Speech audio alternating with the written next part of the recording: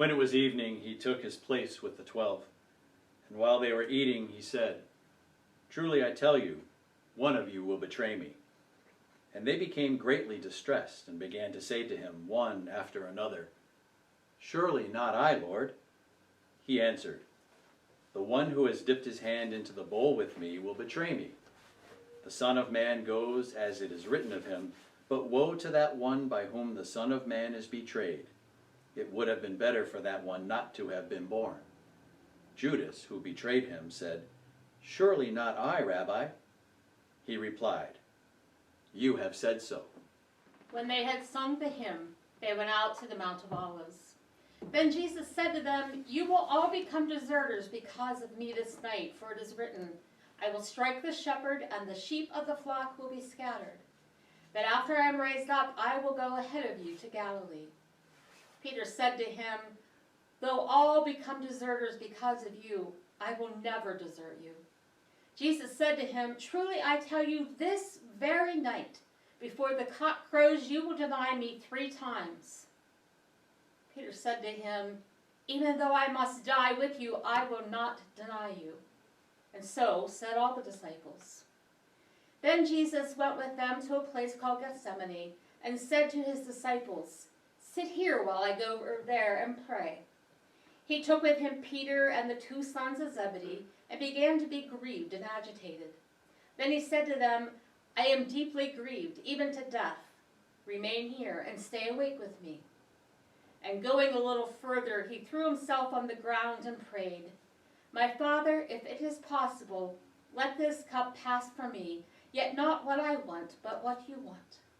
Then he came to the disciples and found them sleeping, and he said to Peter, "So you could not stay awake with me 1 hour? Stay awake and pray that you may not come into the time of trial. The spirit indeed is willing, but the flesh is weak." Again he went away for the 2nd time and prayed, "My Father, if this cannot pass unless I drink it, your will be done." Again he came and found them sleeping, for their eyes were heavy. So leaving them again, he went away and prayed for the 3rd time, saying the same words. Then he came to the disciples and said to them, "Are you still sleeping and taking your rest? See, the hour is at hand, and the Son of Man is betrayed into the hands of a sinner. Get up, let us be going. See, my betrayer is at hand." While he was still speaking, Judas, one of the 12, arrived. With him was a large crowd, with swords and clubs, from the chief priests and the elders of the people. Now the betrayer had given them a sign, saying, "The one I will kiss is the man. Arrest him." At once he came up to Jesus and said, "Greetings, Rabbi," and kissed him. Jesus said to him, "Friend, do what you are here to do." Then they came and laid hands on Jesus and arrested him. Suddenly one of those with Jesus put his hand on his sword, drew it, and struck the slave of the high priest, cutting off his ear. Then Jesus said to him, "Put your sword back into its place, for all who take the sword will perish by the sword.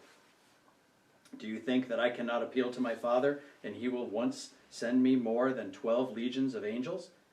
But how then would the scriptures be fulfilled, which say it must happen this way?" At that hour Jesus said to the crowds, "Have you come out with swords and clubs to arrest me as though I were a bandit? Day after day I sat in the temple teaching, and you did not arrest me. But all this had taken place so that the scriptures of the prophets may be fulfilled." Then all the disciples deserted him and fled. Those who had arrested Jesus took him to Caiaphas, the high priest, in whose house the scribes and the elders had gathered. But Peter was following him at a distance, as far as the courtyard of the high priest, and going inside he sat with the guards in order to see how this would end. Now the chief priests and the whole council were looking for false testimony against Jesus so that they might put him to death, but they found none, though many false witnesses came forward. At least 2 came forward and said, "This fellow said, 'I am able to destroy the temple of God and to build it in 3 days.'" The high priest stood up and said, "Have you no answer? What is it that they testify against you?" But Jesus was silent. Then the high priest said to him, I put you under oath before the living God. Tell us if you are the Messiah, the Son of God. Jesus said to him, you have said so, but I tell you, from now on you will see the Son of Man seated at the right hand of power and coming on the clouds of heaven. Then the high priest tore his clothes and said, he has blasphemed. Why do we still need witnesses? You know, I've heard the blasphemy. What is your verdict? He answered, he deserves death. Then they spat in his face and struck him, and some slapped him, saying, prophesy to us, you Messiah. Who is it that struck you? Now Peter was sitting outside the courtyard. A servant girl came to him and said, you also were with Jesus the Galilean. But he denied it before all of them, saying, I do not know what you were talking about. When he went out to the porch, another servant girl saw him and said to the bystanders, this man was with Jesus of Nazareth. Again, he denied it with an oath, I do not know the man. After a little while, the bystanders came up and said to Peter, certainly you are also one of them, for your accent betrays you. Then he began to curse, and he swore an oath, I do not know the man. At that moment, the cock crowed. Then Peter remembered what Jesus had said, before the cock crows, you will deny me 3 times. And he went out and wept bitterly. When morning came, all the chief priests and the elders of the people conferred together against Jesus in order to bring about his death. They bound him, led him away, and handed him over to Pilate the governor. When Judas, his betrayer, saw that Jesus was condemned, he repented and brought back the 30 pieces of silver to the chief priests and the elders. He said, I have sinned by betraying innocent blood. But they said, what is that to us? See to it yourself. Then throwing down the pieces of silver in the temple, he departed and went and hanged himself. But the chief priests, taking the pieces of silver, said, it is not lawful to put them into the treasury, since they are blood money.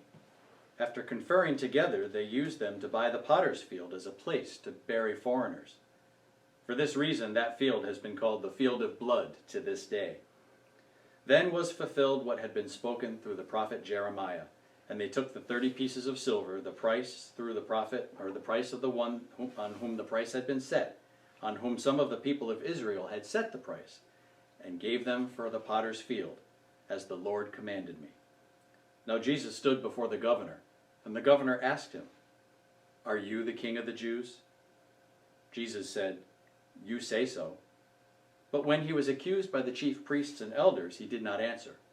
Then Pilate said to him, do you not hear how many accusations they make against you? But he gave him no answer, not even to a single charge, so that the governor was greatly amazed. Now at the festival the governor was accustomed to release a prisoner for the crowd, anyone whom they wanted. At that time they had a notorious prisoner called Jesus Barabbas. So after they had gathered, Pilate said to them, whom do you want me to release for you, Jesus Barabbas or Jesus who is called the Messiah? For he realized that it was out of jealousy that they had handed him over. While he was sitting on the judgment seat, his wife sent word to him, have nothing to do with that innocent man, for today I have suffered a great deal because of a dream about him. Now the chief priests and the elders persuaded the crowds to ask for Barabbas and to have Jesus killed. The governor again said to them, which of the 2 do you want me to release for you? And they said, Barabbas. Pilate said to them, then what should I do with Jesus, who is called the Messiah? All of them said, let him be crucified. Then he asked, why? What evil has he done? But they shouted all the more, let him be crucified. So when Pilate saw that he could do nothing, but rather that a riot was beginning, he took some water and washed his hands before the crowd, saying, I am innocent of this man's blood, see to it yourselves. Then the people as a whole answered, his blood be on us and on our children. So he released Barabbas for them. After flogging Jesus, he handed him over to be crucified. Then the soldiers of the governor took Jesus into the governor's headquarters, and they gathered the whole cohort around him. They stripped him and put a scarlet robe on him, and after twisting some thorns into a crown, they put it on his head. They put a reed in his right hand and knelt before him and mocked him, saying, "Hail, King of the Jews!" They spat on him and took the reed and struck him on the head. After mocking him, they stripped him of the robe and put his own clothes on him. Then they led him away to crucify him. As they went out, they came upon a man from Cyrene named Simon. They compelled this man to carry his cross. And when they came to a place called Golgotha, which means place of the skull, they offered him wine to drink mixed with gall. But when he tasted it, he would not drink it. And when they had crucified him, they divided his clothes among themselves by casting lots. Then they sat down there and kept watch over him. Over his head they put the charge against him, which read, "This is Jesus, the King of the Jews." Then 2 bandits were crucified with him, one on his right and one on his left. Those who passed by derided him, shaking their heads, saying, "You who would destroy the temple and build it in 3 days, save yourself. If you are the Son of God, come down from the cross." In the same way the chief priests also, along with the scribes and elders, were mocking him, saying, "He saved others, he cannot save himself. He is the King of Israel. Let him come down in the cross now, and we will believe in him. He trusts in God. Let God deliver him now, if he wants to, for he said, 'I am God's son.'" The bandits who were crucified with him also taunted him in the same way. From noon on, darkness came over the whole land until 3 in the afternoon. And about 3 o'clock, Jesus cried with a loud voice, "Eli, Eli, lama sabachthani?" That is, my God, why have you forsaken me?" When some of the bystanders heard it, they said, "This man is calling for Elijah." At once one of them ran and got a sponge, filled it with sour wine, put it on a stick, and gave it to him to drink. But the others said, "Wait, let us see whether Elijah will come to save him." Then Jesus cried again with a loud voice and breathed his last.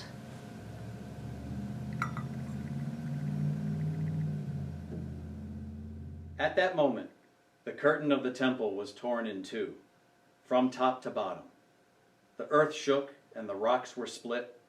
The tombs also were opened, and many bodies of the saints who had fallen asleep were raised. After his resurrection, they came out of the tombs and entered the holy city and appeared to many. Now when the centurion and those with him who were keeping watch over Jesus saw the earthquake and what took place, they were terrified and said, "Truly, this man was God's son."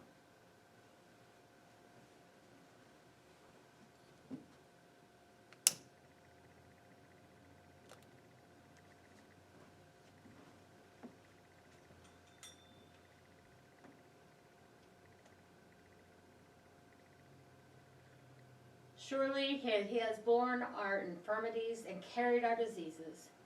Yet we accounted him stricken, struck down by God, and afflicted.